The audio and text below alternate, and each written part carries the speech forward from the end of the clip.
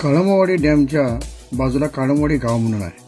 त्या गावाच्या नावानंच त्या डॅमला नाव दिलेलं आहे, काळमवाडी डॅम. गावापासून एक 2-3 किलोमीटर अंतरावरून सरळ पुढे जाताना एक घनदाट जंगल लागतंय.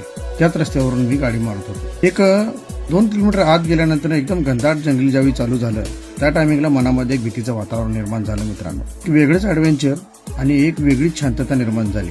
2-3 ठिकाणी थांबलो आम्ही. त्या वातावरणाचा, पक्ष्यांचा किलबिलाट आणि एक वेगळीच शांतता अनुभवायला मिळाली. एक ऍडव्हेंचर चांगलंच झालं. कोणाला विचारावं काय विचारावं कोणी नाही आहे. आजूबाजूला शेती पण नव्हती, एवढी घनदाट जंगल होतं. थोड्या अंतराने आम्ही गेल्यानंतर आम्हाला एक 2 व्हीलर येतेली दिसली. मग थोडंसं जीवात जीव आला आणि वाटलं की ह्या रस्त्यावरून लोकांचं येणं जाणं आहे, तरी आम्हाला थोड्या अंतरावर काहीतरी भेटणार हे आम्हाला थोडी जाणीव झाली.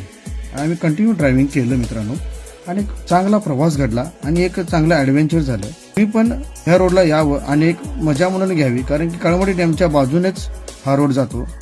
अथांग पसरलेला पाण्याचा पूर्ण जो प्रवाह आहे ते तुम्हाला बघायला मिळेल आणि एक ऍडव्हेंचर अनुभवायला मिळेल.